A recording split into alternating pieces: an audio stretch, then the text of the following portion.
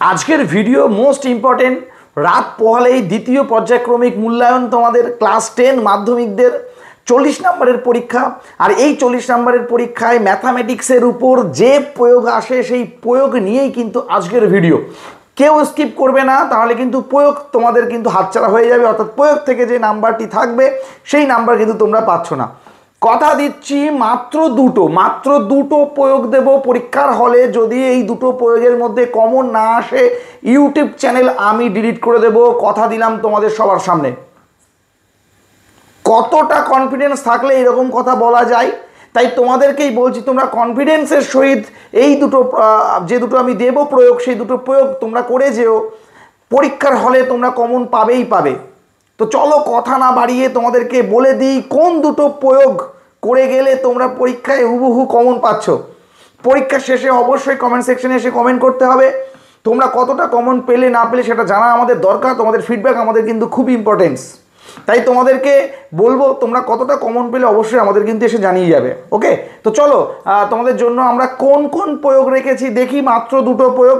প্রথমে তোমাদের বইয়ের পৃষ্ঠা নাম্বার 216 প্রয়োগ যে 14 রয়েছে, সেই 216-র প্রয়োগ 14টা তোমাদের জন্য আমি কমনে রেখেছি।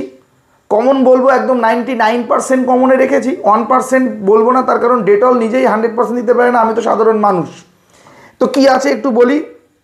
ও কেন্দ্রীয় বৃত্তের পরিলিখিত চতুর্ভুজ ABCD হলে প্রমাণ করতে হবে AB + CD = BC + DA। খুব ইম্পর্টেন্স এটা, 216-র প্রয়োগ 14।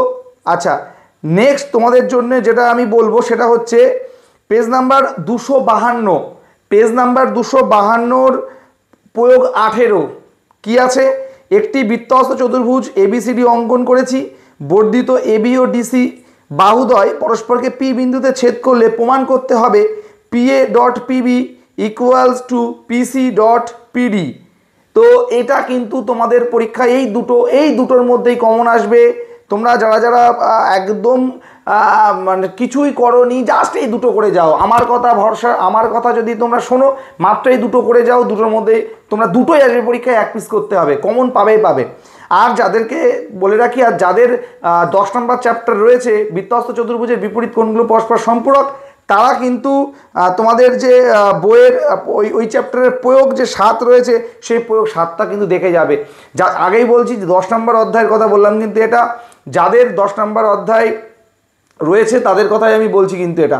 আর যাদের নেই তারা কিন্তু এই দুটো দেখে যাচ্ছ। যাদের বৃত্তহস্ত চতুর্ভুজের বিপরীত কোণগুলো পরস্পর সম্পূরক এই চ্যাপ্টারটি রয়েছে, অর্থাৎ 10 নম্বর অধ্যায়, তারা প্রয়োগ 7 দেখে যাবে। ঠিক আছে, ব্যাস এই তিনটে তোমরা দেখে যাও। এই তিনটে তোমরা যদি দেখে যাও তাহলে তোমরা 100% না 99% তোমরা কমন পাওয়ার সম্ভাবনা রয়েছে। আর এই দুটোর মধ্যে থেকেই আসবে যে দুটো আমি বললাম। তো আর দেরি কিসের, তাড়াতাড়ি করে তোমরা এই দুটো ভালো করে দেখে যাও, আর পরীক্ষার হলে গিয়ে একদম সুন্দর করে নামিয়ে দিয়ে নাম্বারটা তোমরা লুফে নাও। তো চলো দেখা হবে পরবর্তী এপিসোডে। ততক্ষণ পর্যন্ত সবাই ভালো থেকো, সুস্থ থেকো, টেক কেয়ার। আর কমেন্ট সেকশনে কমেন্ট করে যেও কতটা কমন পেলে তোমরা। ঠিক আছে, তোমাদের ফিডব্যাকটা অবশ্যই কিন্তু আমাদের প্রয়োজন। তো আজকে এখানেই শেষ করছি, দেখা হবে নতুন কোনো এপিসোডে।